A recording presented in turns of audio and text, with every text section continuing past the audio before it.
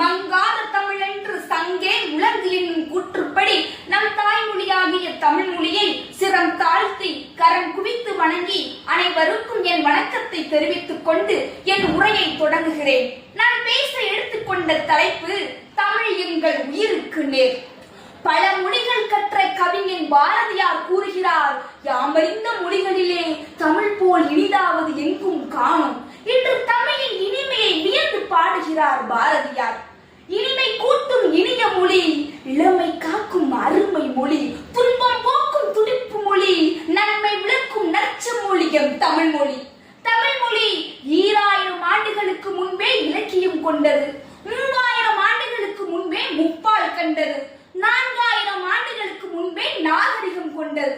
5000 ஆண்டுகளுக்கு முன்பே இரும்பை பயன்படுத்திய முதல் தலைமுறையினரை கொண்டது எம் தமிழ் மொழி. நாட்டிற்காக இறந்தவர்கள் உண்டு, நங்கைக்காக கூடு பிரிந்தவர்கள் உண்டு, பழிக்காக மாய்ந்தவர்கள் உண்டு.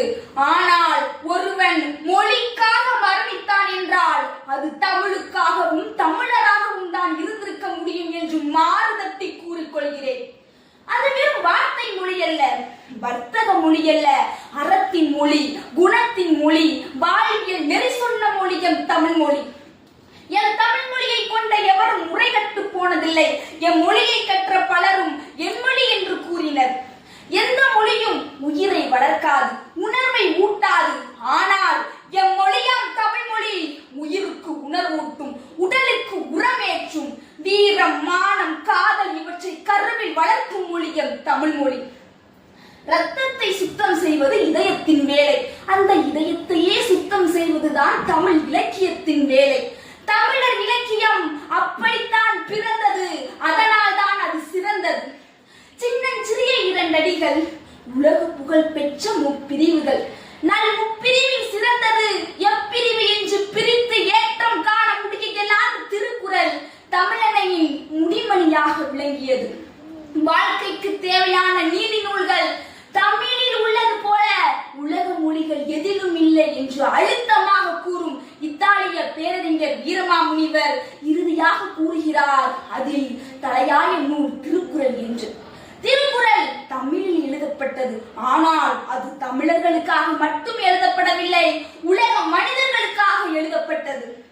வள்ளுவன் தன்னை உலகிற்கே தந்து வாய்ப்புகள் கொண்ட தமிழ்நாடு இது. திருக்குறள் அகரத்தில் தொடங்கி சிகரத்தில் முடிகிறது.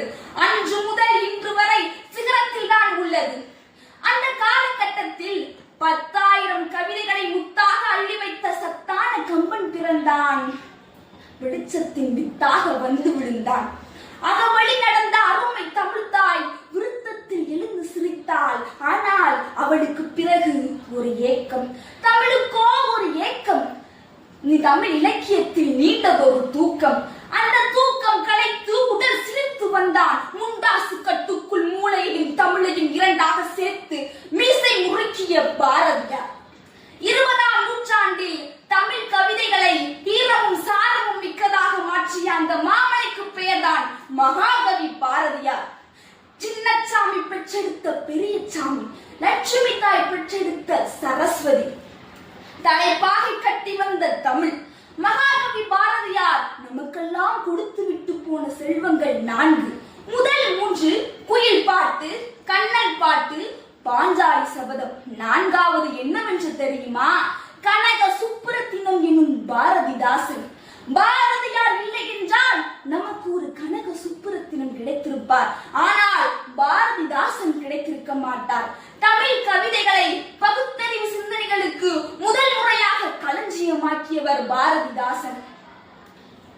ஒப்பப்பராய் இருக்கும் ஏழையப்பர் உதயப்பர் ஆகிவிட்டால் எல்லாம் மாறி ஒப்பப்பர் ஆகிடுவார் என்று புரட்சி சிந்தனைகளை நம்முள் படைத்தவர் பாரதிதாசன் என்று கூறி எனக்கு பேச வாய்ப்பளித்த அத்தனை உள்ளங்களுக்கும் நன்றி கூறி என் உரைக்கு திரையிடுகிறேன்.